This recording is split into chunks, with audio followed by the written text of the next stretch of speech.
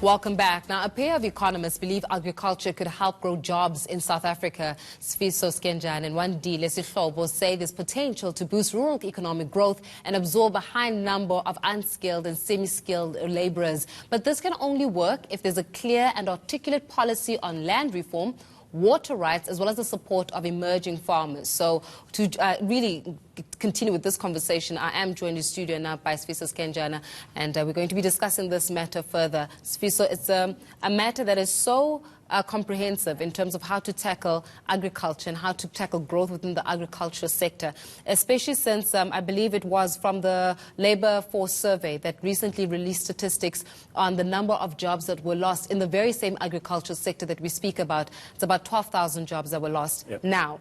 And then when we're looking at the stats further, it's about 9,000 jobs that get lost year on year on an annual basis. At the back of this, when you're citing what is happening in the Eastern Cape, which is it just makes me so mad, you're finding that up to 90,000 jobs are being lost. In fact, their statistics are showing that 1 out of 2 adults in the Eastern Cape alone are unemployed. So how do we see the agricultural sector, number one, reforming, but number two, creating employment where it seems to be losing employment? The agricultural story is an interesting one. It's a story of two tales, I would say. So if you look at the biggest employer right now within the agriculture space in terms of the subsectors there, you look at field crops as well as horticulture are now employing 2/3 of the agricultural employment base. And within those subsectors, agricultural employment has actually been growing.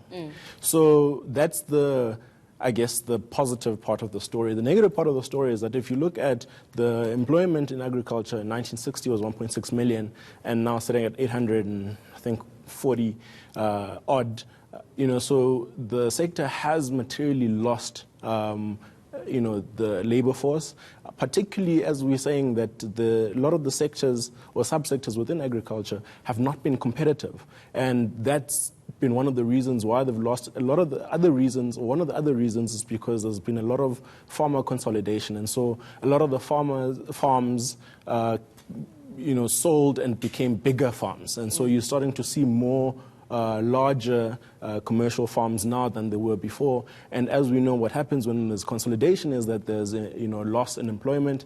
And also then because of the growth in the technological space within the sector, is that a lot of the jobs that required labor in that space has been automated.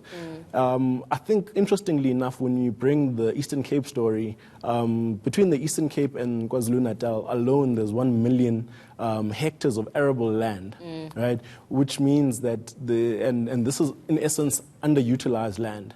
And so what we are saying is that government needs to be a lot more targeted in how they're investing in the sector. If we are now seeing in the data that an investment in horticulture, in field crops, will result in higher plantages, which will absorb, I think, labor. You start to see, for example, if you go to Port St. John's, they've got good climate there for avocados. The avocados grow massively huge. But if you had the right kind of investment there, we probably would see material growth of avocado as a crop that is grown in the Eastern Cape. We know that South Africa is a large exporter of avocado. We are one of the largest exporters to Europe, for example. So, the gist of the conversation we're having is that the agriculture is not one-dimensional.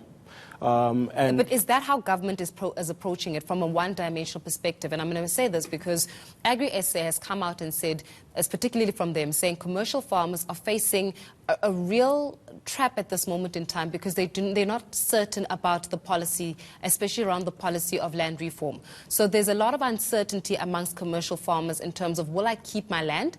Or will I lose my land? And if I do lose my land, what are the ramifications of such? And therefore, perhaps even the halting a little bit or being more conservative in terms of how much resourcing is actually placed into farms themselves, which you and I know directly impacts on the people that are working within the farms themselves as well. So how then do we start putting even that pressure on government and saying, let's get some form of certainty so that commercial farmers, those who are interested in commercial farming, can start growing, but also growing the space for new people that are interested in the sector to come on board and farm.